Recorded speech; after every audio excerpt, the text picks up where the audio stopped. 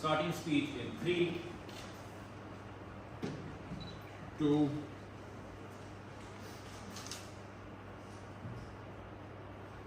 1. It's better to leave back something which was pure in its existence rather than to corrupt its existence in the long term and be remembered for the wrong tenets of it. Framing is extremely crucial within this debate.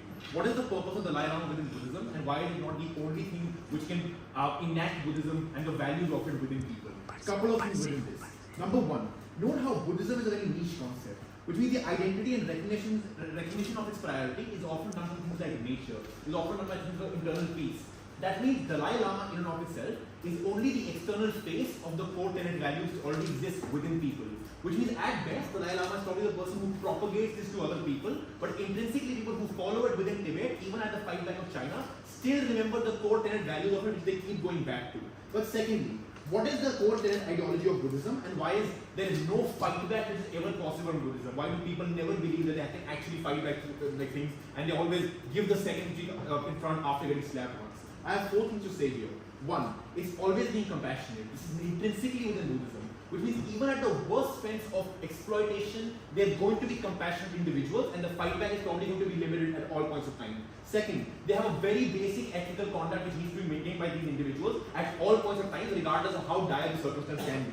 Thirdly, your inner peace has to be maintained, and these are things practiced in terms of meditation being existed, in terms of how I interact with other beings, how I respect literal animals and insects and then not being killed, etc. Fourth, they want to protect their surroundings at all points of time, which means all these 4 things prove to you why these people are so peaceful, which means they're not going to have any fight back at any point in time.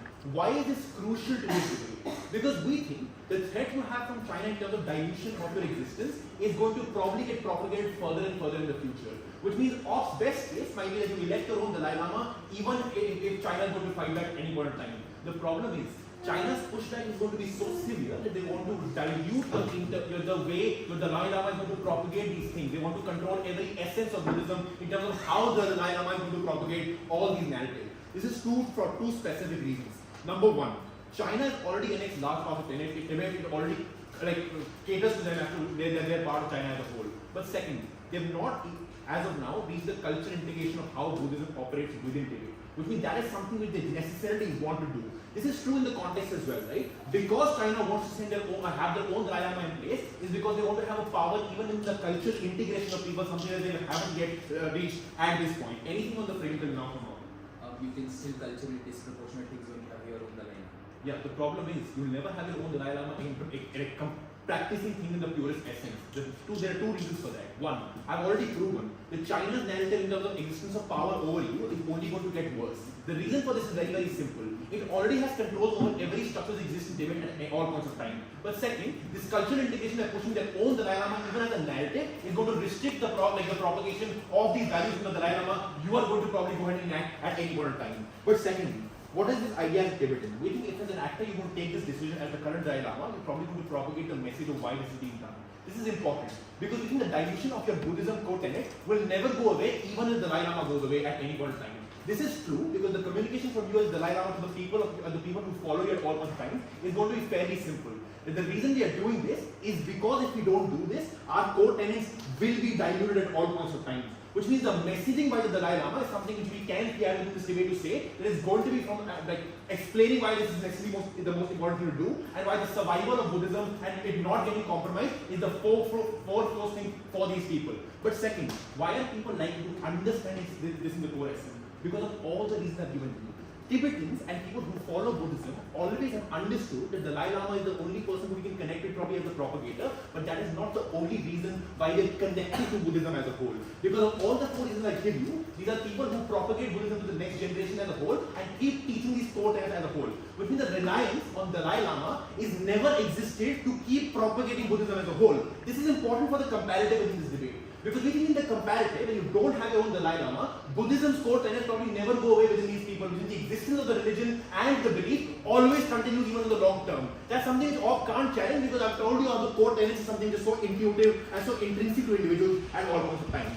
But secondly, what is the comparative within this debate, and why is Op's world likely to be the most fucked up world for the people within Tibet and also the core tenets of Buddhism getting fucked?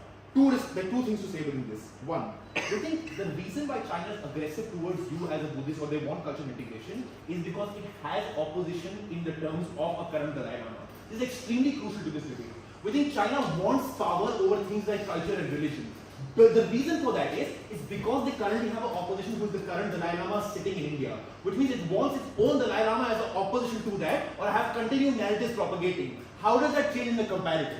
We think if there's no Dalai Lama or face of Buddhism that exists, I think China is likely to believe that we have ended Tibet even culturally. The message is likely to believe that we don't have an opposition to at all points of time keep fighting. This is important because we think the extent of aggression from their end is probably not going to be as severe as it's going to be in their end. This is true for two further reasons. Number one, if in their world there are two possible comparatives. One is if you choose your own Dalai Lama even at a threat of Chinese aggression at all points of time.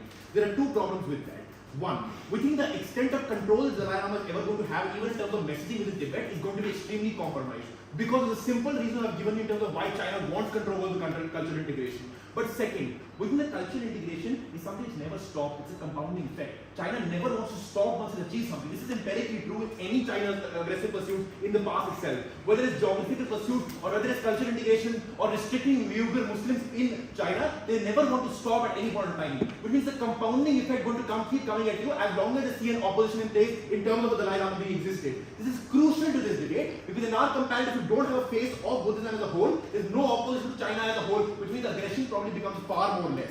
But thirdly, note what are the core tenets of Chinese in terms of how the belief in terms of religion exists in China and how it's the complete opposite to Buddhism.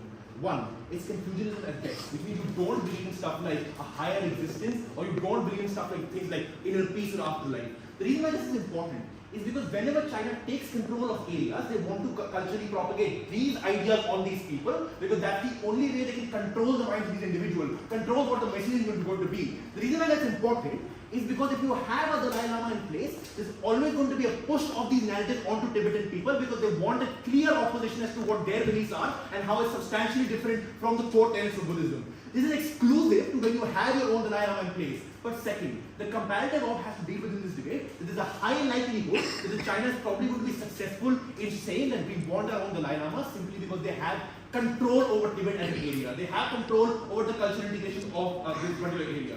The reason why it's going to be compromised at all points of time is because China's incentive is not to remain in core tenets of Buddhism, but it's going to be compromised so that they can control Tibetan individuals even in the future at all points of time. That's likely to get worse in both these comparative opposition has to deal with. Now to propose.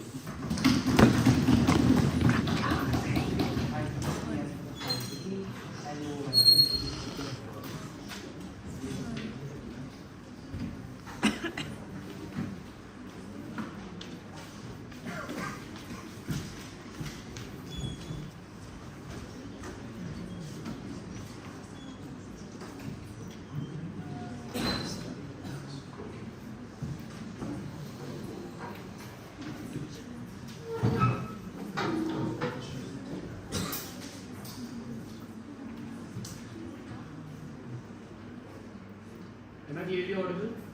Everyone? Can you tell me a question? No taps and hand up. Vansh, are you doing your video call?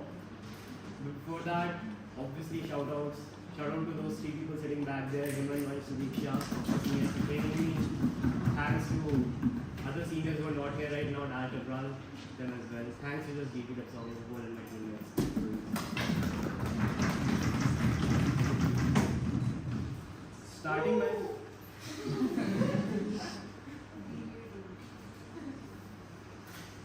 Starting my speech on a self count of 3, 2, 1. If my people die, I probably want to be with them because it gives them hope. Firstly, I want to frame the exact importance and the perception that people of Tibet have for Dalai Lama. Secondly, why does Dalai Lama care for that perception? And lastly, why does the obligation that Dalai Lama feel that he has to the soul of Dalai Lama is the greatest obligation that he wants to fulfill within this debate? Firstly, what's the relevance of Dalai Lama for Tibetan people? Couple of things. Firstly, Tibet is obviously suppressed by China. They commit atrocities on them, which means that the quality of life is inherently low, meaning that they want to turn to things like Buddhism, which is a religion, if they want to get this sort of hope. Sehaj tells you that, oh, they can still do it without personification of Dalai Lama. That's false. Even if Hinduism and their narratives exist within Vedas and within Tibetan books, people still want to follow things like religious leaders, etc. Because they want a personification of that. Because people relate more to a person who's actively standing there, because we are humans, we have a tendency to relate more to humans. This is why people need the Dalai Lama in order to access that hope which is written in Buddhism in terms of books, etc. in text. But secondly, people have been indoctrinated to follow Dalai Lama for the last 500 years. This is why they're used to having a Dalai Lama who gives them the teachings, etc. But also,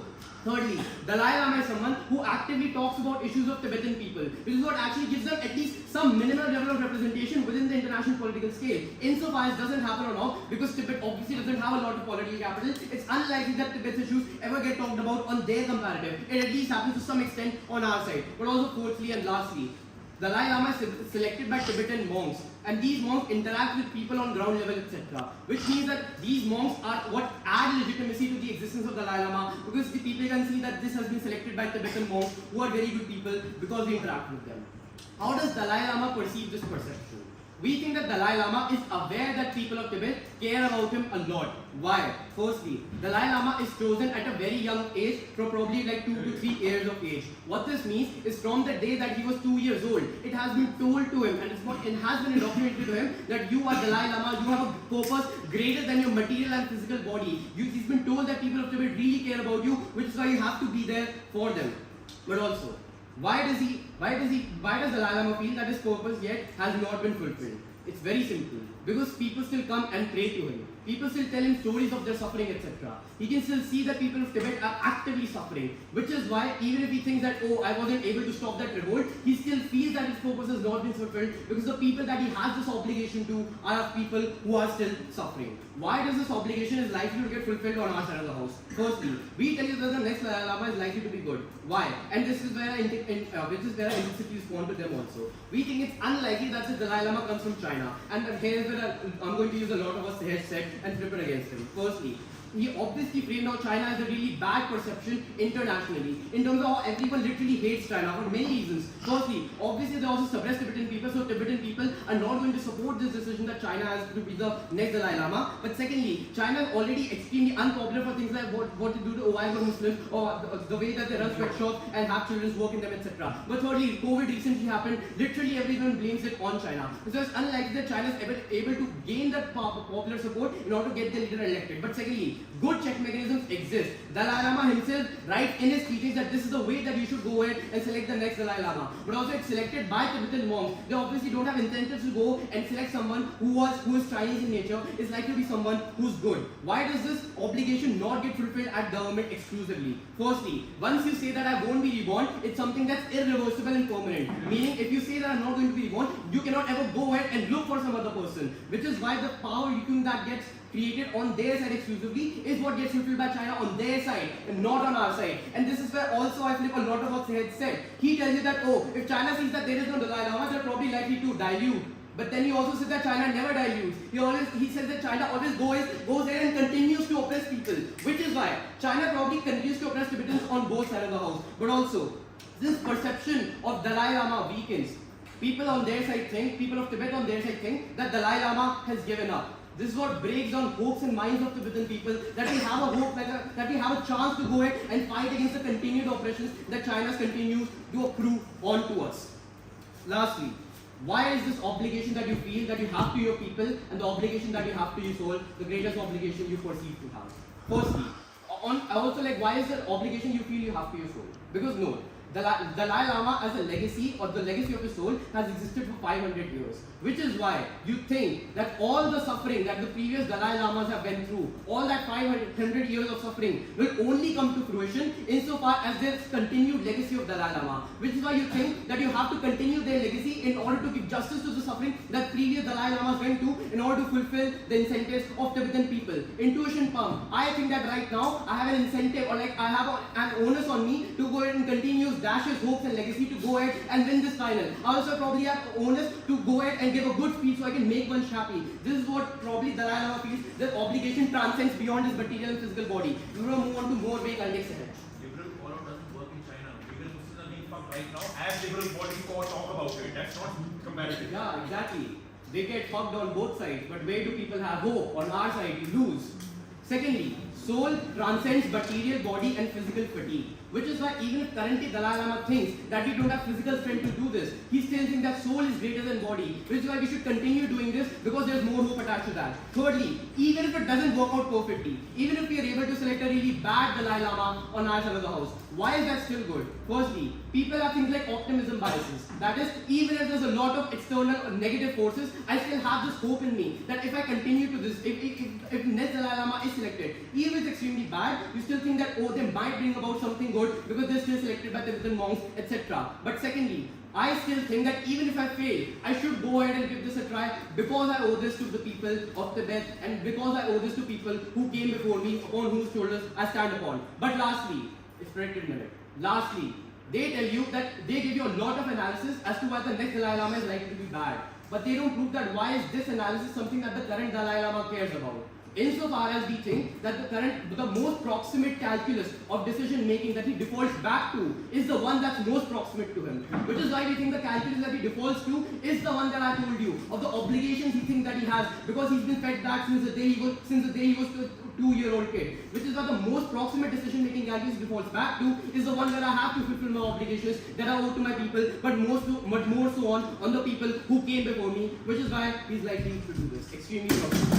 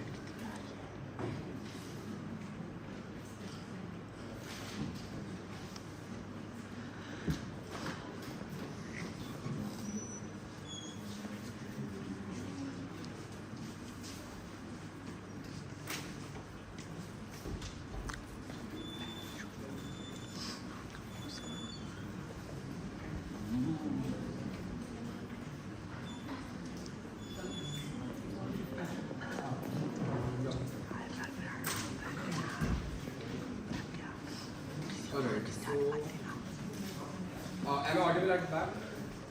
Audible?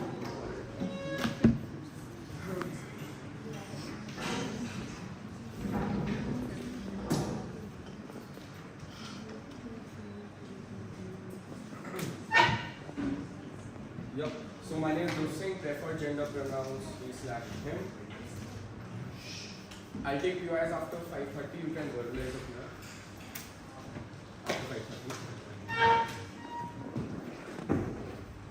Alright.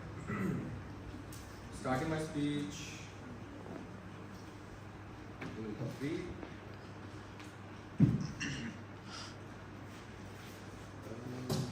Starting my speech in 3, 2, 1, and go. Quality of life is bad on both sides, and that becomes a metric in this debate. Notice the existence of Dalai Lama threatens China because what it emphasizes is that Tibetan people can collectivize at any moment and they can demand a separate nation for themselves in the first place to begin with. Which is to say the exclusivity of that threat occurs when Dalai Lama exists as a person because that person symbolizes the collectivity of them, of their media, of their movement to come up and demand something in the first place. This threat is important because what happens in their side of the world, when the Dalai Lama specifically dies, it creates an opportunity. It creates an opportunity for you to come up and fuck up the system of how it was operating in the first place to begin with. Which is to say, the threat and clampdown and the aggression becomes worse in their side of the world because you now understand that Dalai Lama is something that you can control and is something that you have control upon. At that point of time, you are more likely to engage in aggression in their side of the world because you want to clamp down the existence of Dalai Lama. If it doesn't exist from the start in the first place, your incentive to harm those people decreases because they won't demand the Tibet that in the first place, and that's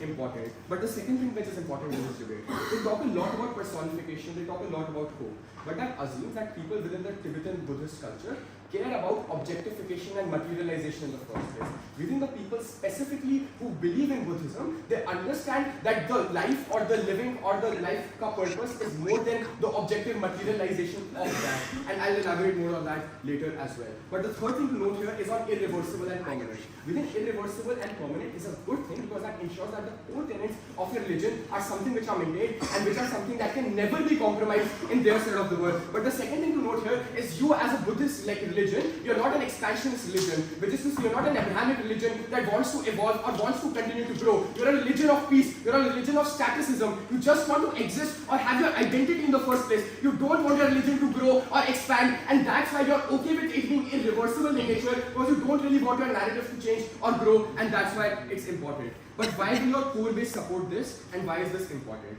Notice the way people are brought up within Tibet in the first place is to have less wants. Which is to say the people that actually believe in Tibet Buddhism, they are brought up in a manner is to have least wants and do not have needs in the first place. This is translated in their lived experiences. This is how the generational communication happens within that you shouldn't have wants, that you shouldn't have needs, or you shouldn't have aspirations, or you shouldn't try to achieve everything. Just living as a person is in general important. But the second thing to note here is you are at all points told that objectification or the materialization or consumerism is something that's not important. Which is to say, the way that you bond with your Dalai Lama is not on the basis of that person breathing, but on the essence or the source of that person just existing in the first place. Which is to say, my bond with Dalai Lama isn't that the person is breathing, because I don't care about breathing, because Buddhism doesn't rely upon living and dying, and there's a very arbitrary line upon that. Buddhism is a religion of continuation. It's a religion that there is karmic reintegration, or you can come back on life again. The important nuance within that is the way that I bond within my Dalai Lama is that the source is not something that comes from his physical existence,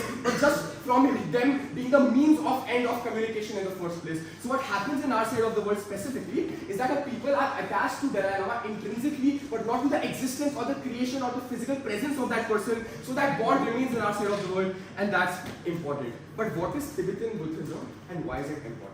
Within Tibetan Buddhism specifically talks about conflict in a manner that you want to resolve conflict. That when someone is hitting you, you turn your other cheek around because you want that conflict to end in the first place. This is the basic framework with which every single Buddhist operates. They don't want to exacerbate conflict, they want to limit conflict, and that's a priority for them in the first place. But what is this Dalai Lama as an actor likely to care about, and why is it important? Number one, notice when you are the Dalai Lama, you have been brought up in the core tenets of this philosophy. Which is to say, you are brought up in an environment where you were told that conflict is something which is bad and your existence is something which is good because it's immaterial that you're present in your physical form because your life continues after you die in the first place to begin with. But the second thing to note here is you understand, and your basic framework is to limit conflict at all points of time because that was the reason that you left Tibet, because you didn't want to fight them back, you didn't want to pick up guns and bullets, you just wanted to prove your existence in the first place, you didn't want to fight back. But why is this framework important? This framework is important for this Dalai Lama because this Dalai Lama at all points of time wants to limit that conflict. If he understands that the source of his existence is starting or increasing that conflict, the Dalai Lama wants to go back to the original state of Buddhism just being Buddhism and not him existing in the first place.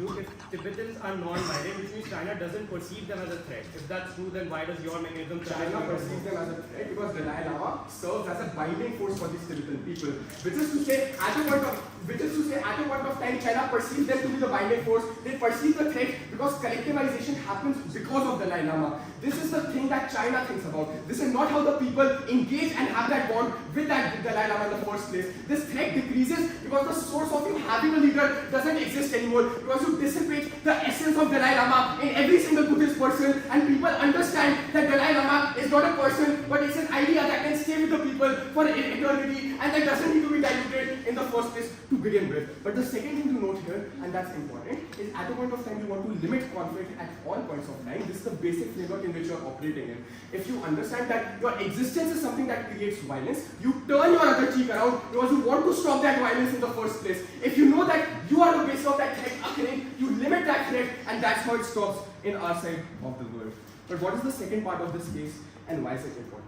Notice that China is something that is trying to gain control within Tibet for 60, 70, 80 years through how they have like media integration or through the resources that they particularly have within that. Which is to say the proximity that China has within Tibet is continuously increasing. Which is to say the threat of the dilution of the identity of Tibetan people, of their ideology, of their customs is large because China as an actor is present there. It's clamping down their customs, it's clamping down their traditions. Which is to say the need of the hour is to make Tibetan people realize that the physical nature or like physical existence is something that doesn't matter. What happens in our side of the world and how this communication looks like. This communication looks like Dalai Lama telling the people that the source still exists, that the energy still exists within literature, that is the hope that we can aspire to even without my presence in the first place. But why is this a better hope in our side of the world, and why is this hope particularly important? We think this hope is particularly important in our side of the world because what you ensure within your Buddhism in our side of the world is that people are not relied upon materialization of things, upon consumerism. People understand that their existence or them being in a religion comes from the fact that they are existing and comes from the fact that there is no basis or like of life and death, that there is free flow of life and death that exists in our side of the world. What particularly changes in our side of the world is that when these people bond with Dalai Lama in a different manner in our side of the world, what changes is their expectations also decrease. Which is to say, if you understand that Dalai Lama as a person doesn't exist, what you also understand is that you don't need to rely on physical quality of life, you don't need to rely on consumerism, because that is something that's not guaranteed, that is something that's not guaranteed, that is something that's not confirmed. In our side of the world, you give people the unique ability to bind with an intrinsic Dalai Lama very well.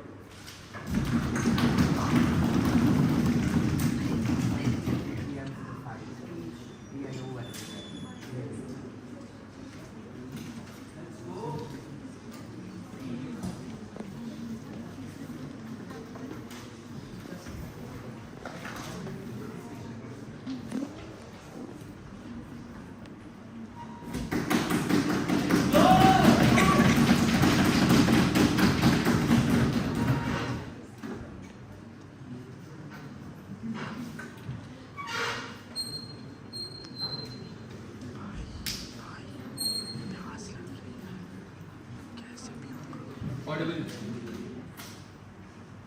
Shoutouts, DTU, and all of the seniors, Vansh and Kudsia especially. And my boys like Teens, Kritik, and Rian who are here.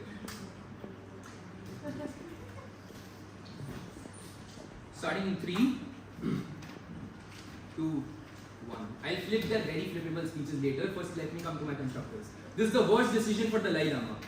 Consider 2 mechanisms just literally outfit their entire speech. Things were way better before, which is to say the Dalai Lama has been existing for 500 years, which is to say that the China conflict didn't exist in the past, but also the China-Tibet conflicts or the China being expansive in nature didn't exist in past, which proves that things were way better or great before. The fact that Dalai Lama never chose that before things were so perfect, the fact that Dalai Lama didn't choose that I will not be reborn is because they realized that this is an ongoing process till eternity, which is to say that things can never when they draw a comparison whether things are better now or before, when there is a comparison where things were better before, I think they can't justify this thing in their mind. The impacts are simple. People lose trust in the concept of the Dalai Lama because they see that this is an invalid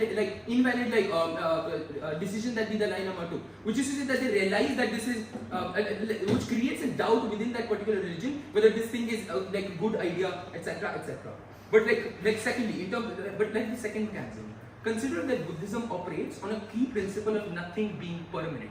which is to say they also realized that peace and having like peace is also like temporary and this will go, which is to say they also realize that suffering is also like temporary, which will go. So there is an extra burden on them to like prove that why would Dalai Lama be able to justify that like this is the right time to probably leave, which is to say when like even if they prove that this is the most peaceful situation, I think because the three principle exists and nothing is permanent, they are like always like doubtful whether like this peace will be permanent or not, which is to see that the impacts are simple. They believe that the Dalai Lama like left them in like times when they probably needed the Dalai Lama most, but secondly they start feeling that the 14th Dalai Lama specifically, but also because of the separatist claims that this Dalai Lama is not real, which is to say that this is the Dalai Lama which is probably elected by China. This is specifically bad for the actor because you now invalidate the entire concept of the Dalai Lama, but also the religion, that whether the passing of the Dalai Lama was ever real, which is to say that the chain is never ending, which is to say that the Dalai Lama elects the next Dalai Lama, because if you have doubt on one particular Dalai Lama, I think this doubt like exacerbates like through past, because you never know whether the selection process was true or not.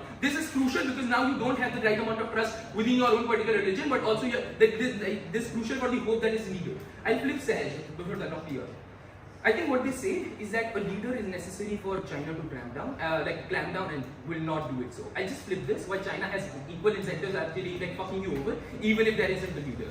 One, that even if there is a religion existing, they say that like Tibetan religion, like Buddhism is going to exist. Which is to say there is always going to be a power vacuum which is going to be there in that particular region. Which is to say there is an active threat that some leader would eventually pop up. But secondly, there is an active anti-government threat happening in that particular country. Which is to say that there is an active threat that another leader in terms of the anti-government is going to pop up. Which is to say that there are equal incentives destroying this particular thing to its entirety. But secondly, there is a trend of atheism or a culture of atheism within China. Which is to say that they hate anyone, like particularly anyone who tries to walk into God, etc. etc. This is historical precedent in terms of like this suppressing a lot of these Muslim leaders, but also like killing, trigger warning, killing them, etc. etc. Which is to say that they have equal incentives actually clamping onto you, even if you are even if you are etc. etc. But the second thing that they say is that protests will like magically disappear like once the Dalai Lama is gone. Because consider, the reason why people are protesting is not because Dalai Lama hates China or Dalai Lama has certain ideas. The idea is the people of Tibet hate China because they have clashing interests. Which is to say that because these people hate China, I think the demands are still going to exist on either side of the house. Consider that on our side of the house there is Dalai Lama, which is a particular like a unifying factor which probably unites them all. But on their side of the house there is a power vacuum which like specifically weakens their own particular movement. But let's just be realistic. If nothing is permanent in Buddhism, Dalai Lama is also not permanent. Exactly. Dalai Lama continues to exist till eternity, which is to say that Dalai Lama has to exist in eternity. I'm unsure why this probably invalidates the concept of Dalai Lama and all the impacts that I initially said. I think, let's be realistic, you can't defeat China on either side of yours. China will fuck you over symmetrically. But the idea is, you need hope in terms of a religion, but also Dalai Lama existing. Which is to say that even if I were to die, I were to die with my own particular religion getting destroyed by a third party, as opposed to my own religion leaving this particular thing. Because that's specifically bad. Because if the idea which is created is that my religion left this particular thing, this is bad for the actor because the concept of Dalai Lama also dies with the losing hope within that particular religion. Consider that China will fuck this over symmetrically. When Dalai Lama probably leaves, the idea of the religion unification leaves, because consider that there is no leader which is to say that this is the next step that we as Tibetan take, which is to say that the entire movement that you want to create like vegans, etc. etc. But also people feel that probably the religion left me, because consider the situations are going to get way worse.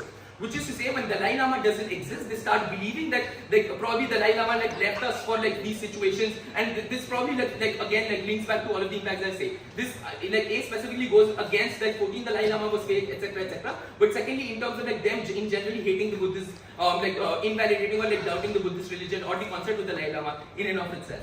Why is this hope specifically good? Because it probably gives you happiness in general, which is to say that even if situations are bad outside, you need a leader to be telling you that these are the practices to be followed. This has been done for 500 years, which is to say that there has been an excessive amount of dependency on Dalai Lama propagating these religions, but also trying to fulfill other purposes. Which is to say there are lectures going on every single day. Which is to say because the system has been existing for a huge amount of years, there is a huge amount of dependency that has been created onto Dalai Lama, which probably probably looks like that when this particular dependency like dies out, I think the amount, the capacity with which the religion could provide you with purpose or happiness decreases massively. Which is to say that people are suffering on either side of the house, but they have some hope on our side of the house because this religion like exists in a unified manner. But secondly, religion gives you a hope that things will be better, because consider that like the Dalai Lama also believes that the soul is never corrupted. Which is to say that even if they say that China is gonna like probably fuck you over, etc., etc., I think Dalai Lama as an actor believes that the soul will never get corrupted. Which is to say that the Dalai Lama has an incentive of actually continuing, because Dalai Lama also believes that my soul will never be corrupted, probably this will get better like in future by God, etc., etc. Because of this immense faith in God, I think they have a hope within as Dalai Lama to also exist like for further reasons. For all of that.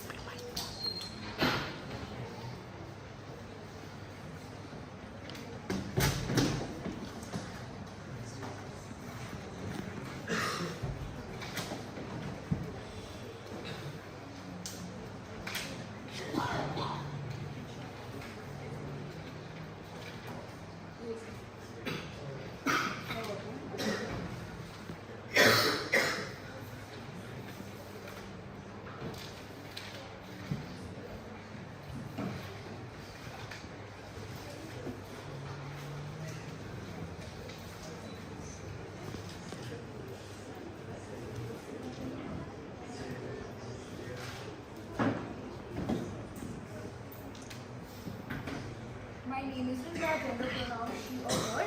For POIs, there is no need to stand, nothing verbal whatsoever, but you can raise your hand. I'll try to make one if possible, starting speech in 10 seconds.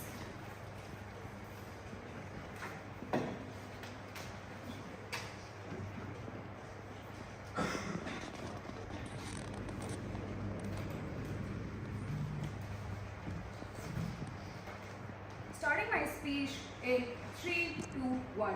The academic incentives within this debate are quite simple. We'll simply go ahead and prove to you that the new tenants at all points in time which they go ahead and talk about are going to be massively compromised, and how the power vacuum point they talk about is absolute bullshit. For that, we need to clearly establish the comparative which they don't deal with. What is the comparative? We don't think Dalai Lama is going to literally go ahead and like dissipate in thin air. The way this messaging is going to take place is something which is quite crucial within this debate. The Dalai Lama, they say, takes session, communicates with people, etc. They're of course going to communicate the fact that I am the last Dalai Lama. I think we are all under threat. The new Dalai Lama would not be able to uphold the core tenets at any points in time. At all points in time, I shift the onus and responsibility to you all.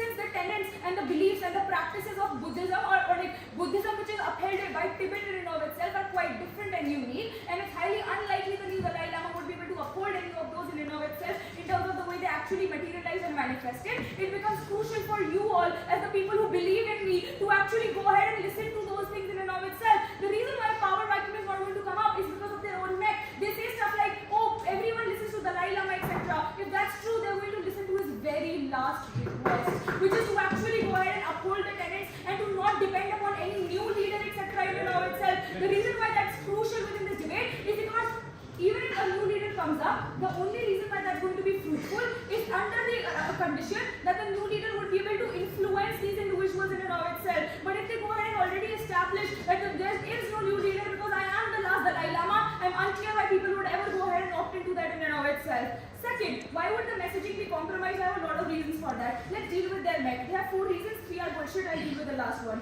First, they say everyone hates China. Second, China is unpopular because of the oppression on Uyghur Muslims. Third, everyone blames China for COVID. That's true. The problem with all of those things is simple. That still does not stop China from going ahead and pressurizing the new Dalai Lama and their impact on it. Just because world hate China does not mean China is going to stop fucking corrupting the new Dalai Lama in and of itself. Fourth mech, which is kind of interesting. They say high priests will go ahead and let Dalai Lama. 3 things on that. Look at the context slide.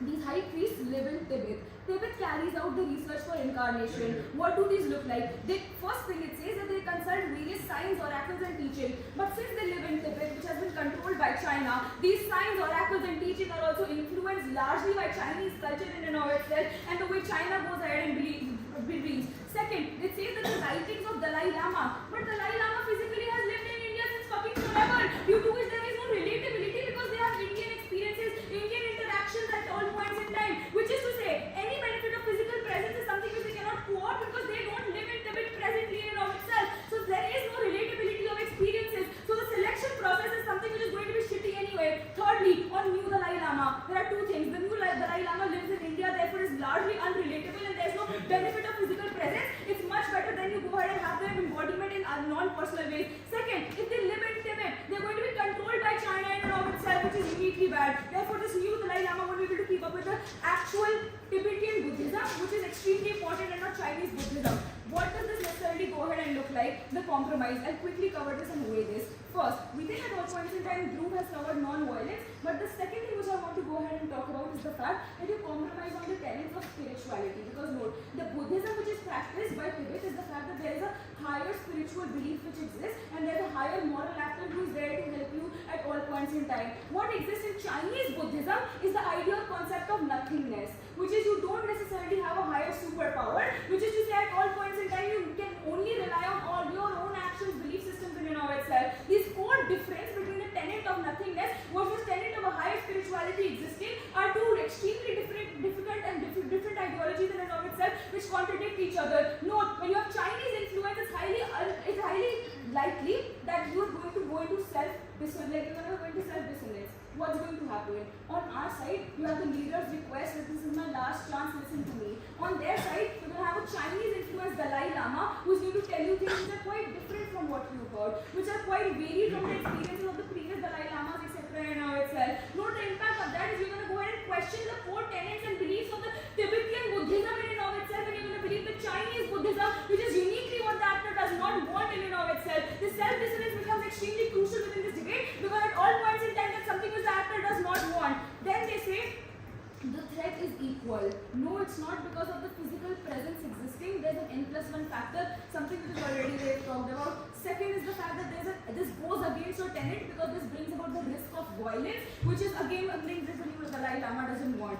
Thirdly, on messaging, they go ahead and say that you as an individuals have to take care of the tenets in and of itself. When you listen to the last request, what uniquely happens is this messaging transcends. It doesn't stop at the people who are just listening. On scale, this passes to your children, your grandchildren, etc. in and of itself. They know that there cannot be another Dalai Lama at all points in time, so you have to persist and continue with what the original one taught to you. The original one, what they taught was extremely important because they at least had some experience when they went and lived in Tibet, when it wasn't necessarily gone ahead and influenced largely by Chinese influence. But lastly, on hope, they say things on outside are bad, and that's why Dalai Lama thinks their purpose was not fulfilled. Suffering is symmetric, they themselves say. The lives of people are never going to improve. Therefore, the purpose, I'm unclear how is being fulfilled on their side. We think therefore it's better the Dalai Lama knows that the purpose which they have is to uphold the tenets, not to decrease the suffering of people because it's highly unlikely at all points in time, which is why you have to rely upon 2 factors. One, internalized hope which is instilled in you as an impact of this messaging in and of itself. Internalized hope which is there at all points in time. But second, incorrect basis, what's the value of hope? Let's get into it. The value of hope is the fact that you believe a belief system which is correct and you rely upon that. When you believe a compromised belief system, the basis of you going ahead and getting this hope is something which the actor themselves does not want you to continue with at any points in time. Which is to say, the impact of hope of you feeling better is something which is hinged on false beliefs. But the internalized hope you have is something which is so strong given the fact that it's the last request of the actor everyone goes ahead and believes in and of itself. We think that on scale, if you have to weigh this debate, it becomes extremely important that the most amount of individuals who actually go ahead and listen to the right amount of preaching and it persists for a long period of time uniquely happens when this Dalai Lama is someone who is not reincarnated reincarnated as an outcome of them going ahead and being compromised. I'm highly unclear why this high compromised messaging is uniquely good at any points in time, because the hope in and of itself is hinged on false factors. The suffering never ends. What uniquely you go ahead and say on Gov is the fact that the messaging in and of itself is something which carries forward in a way which is in lines and synchronized with the actual tenets of Buddhism which they practice in Tibet, not the ones they practice in China, proud to propose.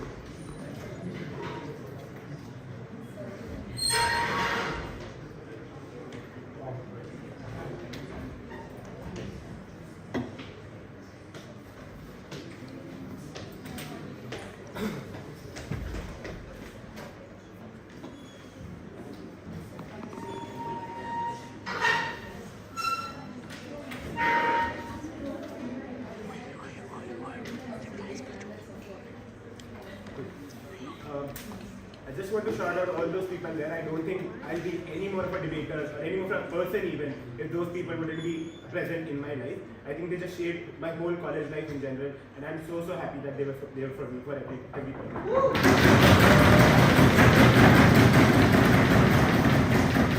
Shout out to these two guys for being the best teammates I've ever gotten in a team. I'm so happy that they're not only just debaters but also my friends, and I can always access them at any point of time I want. So, very proud of them.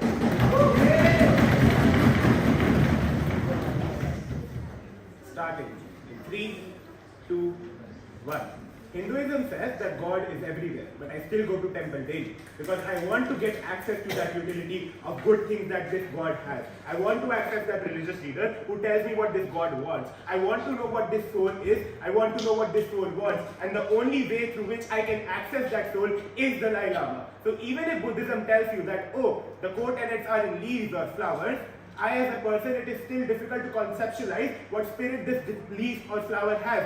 I need a person who tells me what this spirit is. I need a person who tells me why this soul is important, and that only person is Dalai Lama. Therefore, the connection between Buddhism's core tenets and Buddhist is Dalai Lama, and that is what the most important thing, and that is what the personification of Dalai Lama is the most important thing in this debate. Therefore, every claim they say that, oh, Buddhism is this or that, does not equally apply to Buddhists on ground in status quo, but secondly, does not exclusively apply to Tibetan Buddhists, because they have been indoctrinated from their own birth that Dalai Lama is Buddhism. Dalai Lama is part of Buddhism, and Buddhism cannot exist without him. So even if Buddhism tells about them, Tibetan Buddhism, which is exclusive, is something that is still different, which they do not deal with. But secondly, in times of stress, it is still difficult for me to access spirituality from a leaf. If I lose a debate, I don't get catharsis from watching a wall. I get catharsis when Vansh tells me that I'm here for you, or it's okay. That's what I get catharsis from, and that's why I need a personified person who converts that for me. Thirdly, the personification not only is limited to Buddhism, but it transcends outside Buddhism. So people who are not Buddhists are able to understand what Buddhism is and what the issues of Tibetan people are because Dalai Lama exists. They never prove why the opposition forces against China can anyway be present on their side, because those opposition forces can only know about Buddhism when there is a person to tell them about Buddhism, and that person is Dalai Lama, who is that world renowned to have the capacity to do so. But fourthly, I think they say that, oh, Dalai Lama is Indian, therefore he's not connected. First, he spent 70 years of his life in Tibet. He exiled just 10 years ago. I'm unsure why relatability does not exist. But secondly, the new Dalai Lama can still be found in Tibet because he is found in Tibet by Tibetan monks. He still can be relatable to the Tibetan people. I'm unsure why this personification is then of no good. We think we conclusively proved to you why this personification is the most important thing and why this personification to continue is the most important thing. But the second way through which we win, which they just do not engage at all, is the obligation to soul this Dalai Lama has. Note, every analysis they give, even if it is true, they never prove the likelihood that this person at 88 years of age can conceptualize all of it. We think it is more easier to conceptualize your own existence because that is the most proximate thing to you, because that is your own life and because that is what you have done for 88 years of your life. It is more easier to give that precedence over things like China, etc., whatever they say. They never prove the likelihood of it. But secondly, you believe that your soul is pure, and every corrupt power that exists in society can never take out that purity. You have not this hope. This is a grounded belief on you because that has been told in you from the very age of 2 years or 3 years. So even if all the harms of China are true, even if Buddhism getting corrupted is true, you think that your soul is the person who can save that corruption. Your soul is the person who can bring good things for Tibetan people, and at their side you kill this soul. You kill the personification of this soul. You take the hope away from these people, but also the hope from Dalai Lama himself to serve his purpose. Because at a point of time, purpose is the most proximate thing to him, because of which he has been made Dalai Lama. We think he wants to fulfill it at any point of time.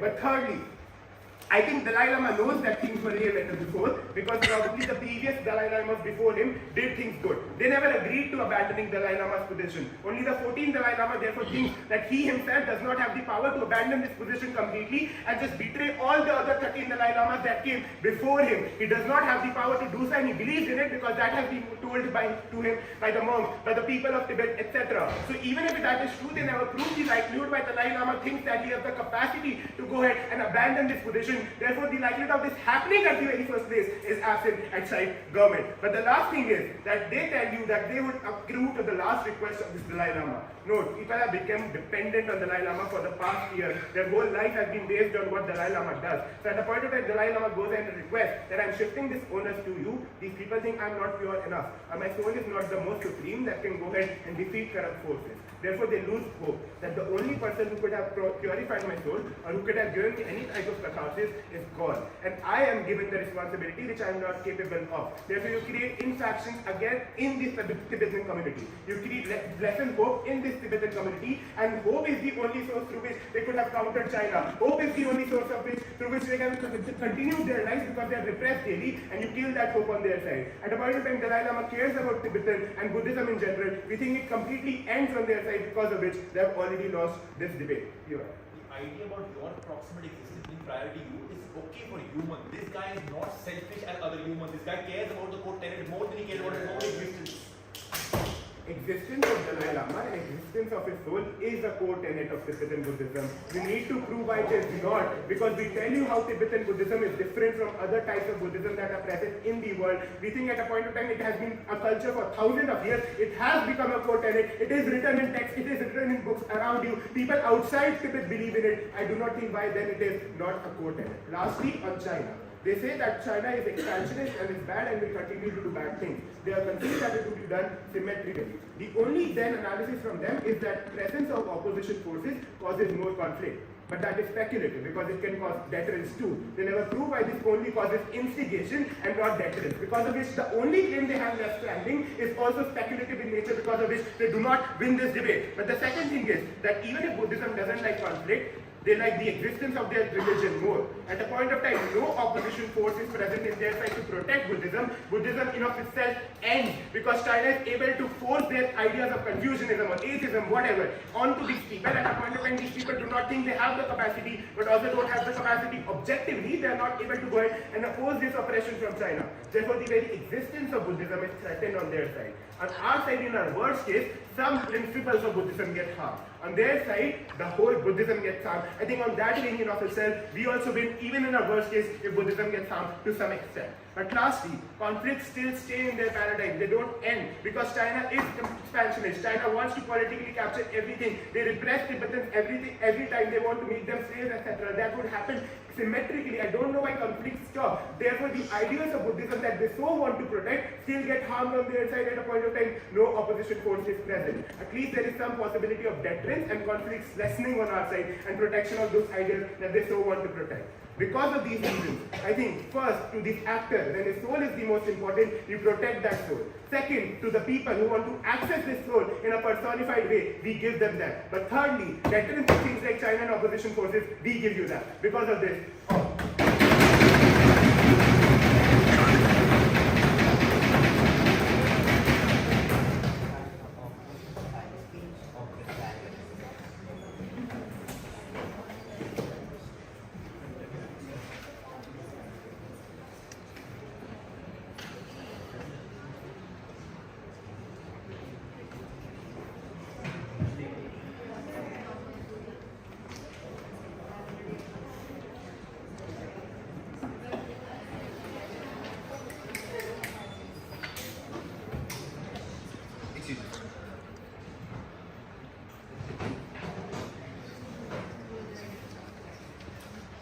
starting in 3, 2. Their argument is simple. You don't want the Dalai Lama doesn't want to dilute this particular Buddhist message, and that's why the Dalai Lama should probably not exist in future. That comes with the burden of proving that this dilution will not take place when the Dalai Lama leaves. Which is to say, there is an important clarification which gets dropped in wave. Because my response is simple, China will dilute this message symmetrically. Which is to say, they don't prove that this happens exclusively on our side and not on theirs. Which is to say that the dilution will happen like symmetrically on both sides. I'm unsure why Dalai Lama is the key point. But we give you key benefits as to why Dalai Lama should stick. Consider this. I think, I think not one dilution in terms of Buddhism, etc., etc. Second, they don't give any structural proof in 2 of their top speeches to prove why China has structural, no structural, proofs in terms of why China has access to electing this particular leader in a bad way. This comes in their whip speech, but also their only mechanism on either of these speeches is that China has control. I'm unsure, I think Vansh preempts this idea and says that China can probably never do this. First of all, they also needed to prove that the current Dalai Lama is a Chinese spy, etc., etc. Because consider that the context suggests that the current Dalai Lama gives out signs, etc., etc. If current Dalai Lama is not a Chinese spy and is aware that China is going to probably take over in future, I think they have equal incentives of probably being very specific as to where this next Dalai Lama gets elected, etc., etc. Second, they don't understand in terms of groom and training. I think you're elected when you're 2 or 3 years, which means that it's very hard for China to influence you. Because consider, once you're elected as Dalai Lama, you stay with the Buddhist people who actually believe in this idea a lot. Secondly, they groom and train you in terms of providing you with what real Buddhist ideologies look like. I'm unsure that when you're Dalai Lama with so much attention, always when so much attention on you, how China specifically fucks you over or this dilutes the message, etc., etc. Would we take a worst case? We say that China is realistically realistically fuck over on both sides. But consider there is an added benefit of Dalai Lama staying in terms of 6 mechanisms that we give. One, they say that this dilution is more important, but we say that it's more important because you want to protect or you want to protect your own people. Because consider that you believe that I am Dalai Lama and I probably God supports me, etc., etc., and God has sent me here for a purpose, which is to say probably provide happiness but also decrease suffering to my people or fulfill further purposes. When this happens, I think they still want to stay with those people and help them in terms of suffering when they see China as an opposing party. Second, in terms of giving hope in general, which is to say that they never deal with this idea. They say that hope is invalid because they care about probably dilution, etc. I've already proven why they don't do so. But secondly, I think even if you're probably killed by China, etc., etc., you still provide hope to multitudes of people. Rishabh has already given you reasons why this hope specifically exists when Dalai Lama as a leader exists. That I in my speech also proved when Dalai Lama doesn't exist, that this dilution of the religion happens by China, which is to say that the dilution is massive in terms of an opposition force existing. They say that this China is going to clamp down on you when an opposition force exists, but the comparative is literal no opposition force, which is to say now China probably dilutes in a much in a much better way. And I think Dalai Lama is rational enough to understand this. But fourthly, in terms of giving purposes to many amounts of people, this is the inherent purpose of Dalai Lama in general. But also, lastly, in terms of just staying with your people and giving much more happiness, which is to say that even if they believe that anything wrong is eventually going to happen, I think I've already outframed them in first 2 speeches why people start to see this as an unjustified move because they see that things are way better. Why is Dalai Lama leaving us currently? I think they blame the 14th Dalai Lama or probably the concept of Dalai Lama in its entirety. But secondly, they also believe this thing is this thing is never permanent. Why is this the decision that was taken? Which is to say that I've already proven that people can't rationalize this decision in and of itself, which is to say that people invalidate the idea of Dalai Lama or invalidate the concept of Dalai Lama or the lineage in general, which is to say that it's excessively bad for Dalai Lama in general for all of these reasons.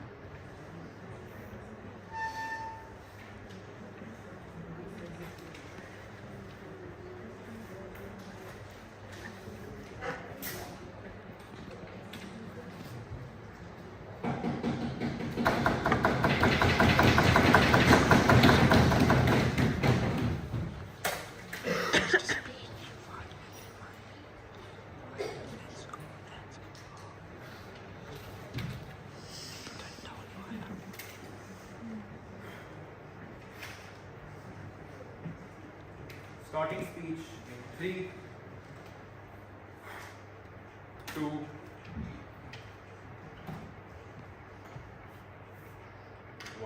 When is this actor taking the decision? This actor is taking the decision by seeing the current threats at play, which means the decision is being made at a time when Chinese narrative expression and aggression is something the Dalai Lama, the current Dalai Lama, is currently seeing. Note in my frame when I tell you that this aggression is very visceral to this individual, and this individual knows that the core tenet, something which can be violated, is a point at which the person takes the decision to stop this and probably end this right now. Note, this is crucial because the future consequences probably to this individual are also probably blurry, which means the most proximate impact within this debate in terms of mechanisms which can last are the only current threat which exists, something which they conceded which do exist. That's an actor incentive which alone probably wins this debate because this actor realizes that the threat can exist. Even the possibility of it is something which this actor perceives and cares about. But note the case shift act which they conveniently want to win this debate on. They necessarily say you care about two things as an actor. One, of not betraying the past 13 Dalai Lamas, but secondly also that you have a selfish incentive of your physical existence. Two things why this doesn't stand in this debate. One, this doesn't beat the framing which we give you. We tell you that this Dalai Lama is somebody who's a transcender of the core tenets of Buddhism, which means that comes prior to this individual than anything else. There's no counter proof from opposition to explain to us why your physical existence is something which you at all times want to prioritize an actor. That is the burden they had to push in their first two speeches if the metric they wanted to win this debate on was to say that your physical existence is more proximate. Insofar as we characterize that your physical existence is secondary to the core that is not being violated or at least at a threat, that is something which cannot comparatively stand within this debate. But thirdly, what is their strongest push to win this debate and how? First is to say that there is dependence on Dalai Lama, which probably goes away, and the impact they want to draw from that is hope. Note how that's transcended in this debate. Obb's claim is that your hope that Dalai Lama exists for us goes away because in situations of like when you need him, he's not there. There are two structural issues with this. One, this doesn't engage with the frame of how Dalai Lama will probably transcend this message today. He'll probably push the burden on you, which is what we tell you, of continuing the existence of Buddhism and explaining why this is being done. If they agree that Dalai Lama is somebody who can convince people very easily and people look up to him, they will probably look at this and think of this as the most important thing before anything else. Which means in the future, the likelihood of these people feeling betrayed is much less as compared to fulfilling the last word of the Dalai Lama because both sides agree that that's something which is the most important to these individuals more than anything else. This framing is crucial because this deals with the worst case impact they want to push on us, that you will feel betrayed and have no hope. I would rather posit that we prove to you that if this intrinsic message is going to be so connected to you from the last Dalai Lama, you're probably going to have more hope to continue the existence of Buddhism even under any circumstances without the physical presence. Lastly, they say physical presence is something which is most important at all points of time, but they also concede that nothing is permanent in Buddhism and it's going to be taught to you as usual. That's also going to be a part of the messaging which the Dalai Lama tells you. Dhruv makes it out to you how the messaging is going to take place, probably explaining why permanency is not going to be there and why Dalai Lama's existence is not important to go ahead and continue the core points of Buddhism. This all is crucial because the biggest impact we want to claim in this debate all rely on whether hope is not going to be symmetric. Insofar as I proved to you there's probably better hope which you rely on the last word of the Dalai Lama, it's a more powerful tool for the individual and a more powerful thing for this person to consider at this point of time. Thirdly, the comparative. They don't have a comparative in this debate because one, if they consider the current Dalai Lama lives in India, it means you can't solve the suffering of people within Tibet. Which means as an actor I realize that even me today in India can't solve shit for these Tibetan individuals. Which means that's the reason why my frame stands in terms of explaining why they don't want to go and have any backlash or respond as Tibetans. Which means the most proximate thing for them is to avoid dilution at any cost. That's structurally proven to you within the frame, something that they refuse to interact with within this debate. Lastly, what is the winning point in this debate? Chinese capacity. They say China is going to be bad captain on both sides. Even if we consider that, the tipping point is capacity. Where can we capacitate the idea of pushing individuals more? Our mechanism is simple. That if they see an opposition who is having different ideologies as them, that's a more stronger push to them. They only have mitigation to say, oh, they're probably going to do that regardless. That's incentive. They never prove that the capacity is probably going to be greater on their side and lower on ours. That's the tipping point which is proved by Chinese retaliation is something that is seen as a threat to the actor. Which means one, if the actor cares about betrayal and selfish existence less than what if it cares about the old soul existence of Buddhism, we take this debate on a clear.